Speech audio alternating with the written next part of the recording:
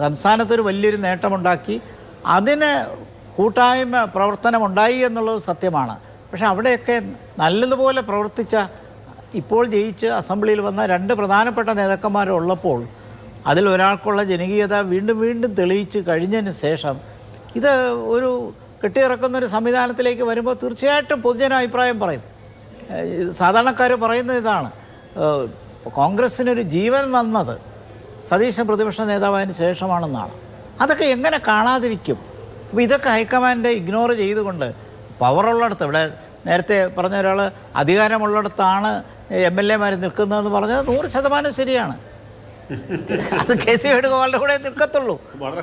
അത് കാരണം നമുക്കറിയാം എന്താണ് കാരണം. അപ്പോൾ അധികാരത്തിൻ്റെ കൂടെ മാത്രം നിൽക്കുകയും ജനവികാരം തള്ളിക്കളയുകയും ചെയ്യുമ്പോൾ ഹൈക്കമാൻഡ് ചെയ്യുന്നത് ഒരു കണക്കിന് ബുദ്ധിശൂന്യമല്ലേ? ഭാവിയിൽ കോൺഗ്രസ് എങ്ങനെ മുന്നോട്ട് പോകും?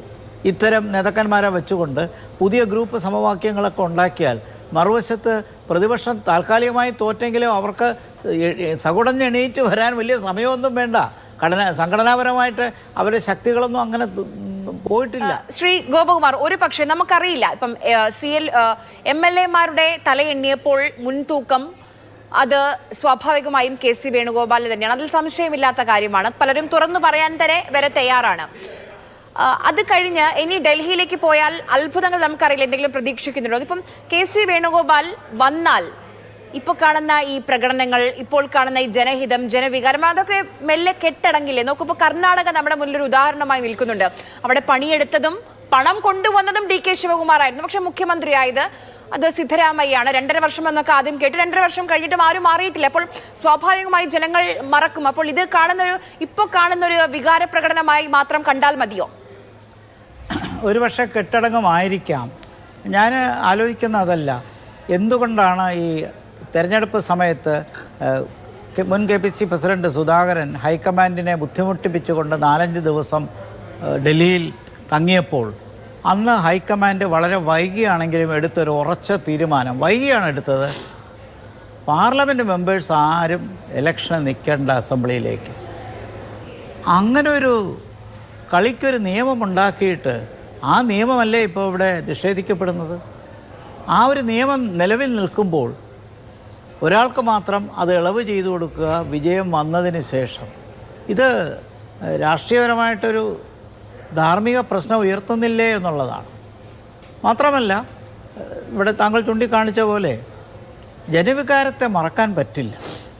പഴയകാലത്ത് ഇന്ദിരാഗാന്ധി കോൺഗ്രസ്സിൽ തനിച്ച് യുദ്ധം ചെയ്ത് കോൺഗ്രസ് പാർട്ടിയെ കൂടെ കൊണ്ടുവന്നത് അവരുടെ വ്യക്തിത്വത്തിലും അവരുടെ കഴിവിലുമാണ്. എത്രയോ മുതിർന്ന നേതാക്കന്മാർ മറുവശത്തുണ്ടായിരുന്നെങ്കിലും ഇന്ദിരാഗാന്ധി നയിച്ച കോൺഗ്രസ്സിനാണ് വലിയ അംഗീകാരം കിട്ടിയതും പാർട്ടി അവരുടെ കൂടെ നിന്നതും. നേതാക്കന്മാരെല്ലാം മറുവശത്തായിരുന്നെങ്കിൽ പോലും. അതേപോലെ കോൺഗ്രസ് പാർട്ടിക്കകത്തുള്ള ഒരു ആൾക്കൂട്ട സ്വഭാവമുണ്ട്. അത് മറ്റ് കേഡർ പാർട്ടികളെ പോലെ ഒരിക്കലും പ്രവർത്തിക്കില്ല. ഈ ആൾക്കൂട്ട സ്വഭാവത്തിൻ്റെ ഒരു പ്രത്യേകത എന്താണ്? അത് താൽക്കാലികമാണെങ്കിലും ഇമോഷണലാകും. അതിൻ്റെ റിഫ്ലക്ഷൻ പല രീതിയിൽ വരും.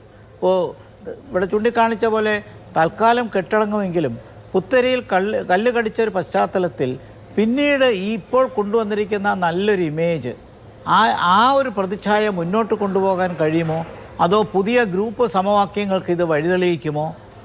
അത് പിൽക്കാലത്ത് ഉപതെരഞ്ഞെടുപ്പൊക്കെ വരുമ്പോൾ തിരിച്ചടി തുടങ്ങുമോ? ഇപ്പോൾ ദേശീയപരമായിട്ട് ഇവിടെ ചൂണ്ടിക്കാണിക്കപ്പെട്ട പോലെ കോൺഗ്രസ്സിന് അത്ര നല്ല കാലമൊന്നും അല്ല ഉള്ളത്. സംസ്ഥാനത്തൊരു വലിയൊരു നേട്ടമുണ്ടാക്കി. അതിന് കൂട്ടായ്മ പ്രവർത്തനമുണ്ടായി എന്നുള്ളത് സത്യമാണ്. പക്ഷെ അവിടെയൊക്കെ നല്ലതുപോലെ പ്രവർത്തിച്ച, ഇപ്പോൾ ജയിച്ച് അസംബ്ലിയിൽ വന്ന 2 പ്രധാനപ്പെട്ട നേതാക്കന്മാരുള്ളപ്പോൾ അതിലൊരാൾക്കുള്ള ജനകീയത വീണ്ടും വീണ്ടും തെളിയിച്ച് കഴിഞ്ഞതിന് ശേഷം ഇത് ഒരു കെട്ടിയിറക്കുന്നൊരു സംവിധാനത്തിലേക്ക് വരുമ്പോൾ തീർച്ചയായിട്ടും പൊതുജനാഭിപ്രായം പറയും. സാധാരണക്കാർ പറയുന്നത് ഇതാണ്, കോൺഗ്രസ്സിനൊരു ജീവൻ വന്നത് സതീശൻ പ്രതിപക്ഷ നേതാവായതിന് ശേഷമാണെന്നാണ്. അതൊക്കെ എങ്ങനെ കാണാതിരിക്കും?